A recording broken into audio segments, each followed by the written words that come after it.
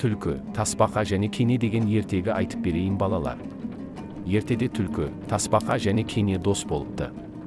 Бір күні олар жерден бір уыс тары тауып алыпты. Үшеуі ақылдаса келе тарыны жерге егіп көбейтіп алып, үшке бөліп аламыз деп шешеді. Түлкі бір жарды көріп, мен осы жарды сүйіп тұрайын, құлап кетер деп, жарды саялап жатып алады. Тасбақа жерді тырналап тары егеді. Ал кене піскен егінді жиып алады. Олар көп таралады. Олар түлкіні шақырады. Түлкі келіп, егінді көріп, тарыны үшеуіміз бөліссек қаншадан тиеді? Аз мөлшерде шығатын шығар. Одан да үшеуміз жарысып, кім осса егін соған бұйырсын деді. Мақұл деп үшеуі қатарласып бір жерге келеді. 1, 2, 3 деп түлкі жүгіре бергенде, кене түлкінің аяғына жабысып кетеді. Түлкі барынша жүгіріп, мәреге бірінші боп жетеді. Сонда кене, әй, мені басып өлтіресің бе? Деді. Түлкі, сен қашан жетіп алғансың? Деп сұрайды.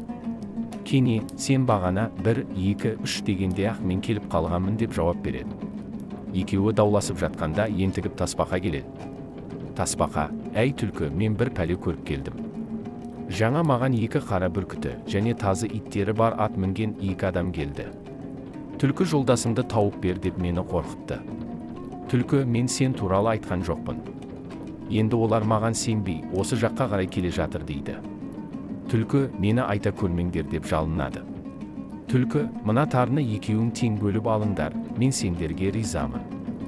Аңшылар мені сұраса, білмейміз қайда кеткенін деңдер деп қашып кетеді. Сөйтіп тарыны тасбақа мен кене екеуі бөліп алыпты. Етікші ертегісі ерте заманда бір кедей етікші болыпты. Бала шағасы көп екен. Үй ішін асырау үшін ол ел аралап, қобдиын құшақтап жүріп, етік тігіпті. Күндердің күнінде қобдиын қолтықтап, таныс емес бір ауылға аттанады. Бұрын жүрмеген жолы болған соң, етікші адасып кетеді. Түн болады. Ақырында етікші далада жалғыз тұрған иесіз үйге кездеседі. Иесіз қыстаудың ішіне кірген етікші пештің үстіне шығып, қобдиын басына төсеп жата кетеді. Бір уақытта салдыр гүлдір еткен бір нәрсенің дауысы шығады. Етікші есікке қараса маңдайында жарқыраған жалғыз көзі бар, бір еңгезердей дәу кіріп келе жатыр екен. Пеш үстінде жатқан қандай адам? Деп сұрайды дәу. Етікші, бұл етікші деп жауап береді. Бізге керек шебер етікшімісің? Дейді. Сонан соң дәу бұйырып, кәне бері кел, шебер, мына үйге кір. Егер ертеңге дейін бір керемет етік тіксең, жаның аман қалады. Ал орындамасаң басыңды аламын дейді де етікшіні ішке кіргізеді. Дәудің өзі есіктің алдына жатып ұйқыға кіріседі.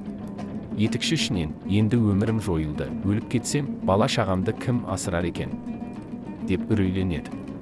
Амалы таусылған етікші таң атқанша отырып ғажайып етік тігеді. Етіктің сыртқы көрінісінің басқа етіктерден айырмашылығы бар, ұшы тіп-тік сүйір, жоғары көтеріліп тұрады. Ал оның бір керемет қасиеті аяғына киген адам аспанға қалықтап ұшып, баратын жеріне лезде жетіп барады.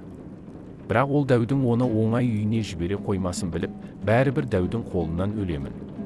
Одан гөрі бұл дәуді өзім өлтірейін деп, өткір пышағын алады. Дәу ұйқыға кетті-ау деген кезде етікші етігін киіп сыртқа шығады. Қалықтап ұшқан күйі қолындағы пышағымен дәудің жалғыз көзін түйреп алады.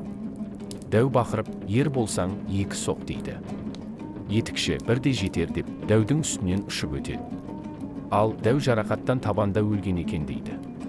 Етікші сыртта тұрып, әрі ойлап, бері ойлап, иесіз үйдің төбесіне шығып түнейді.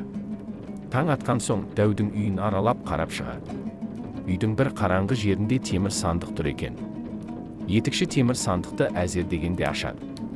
Оның іші толған алтын күміс екен.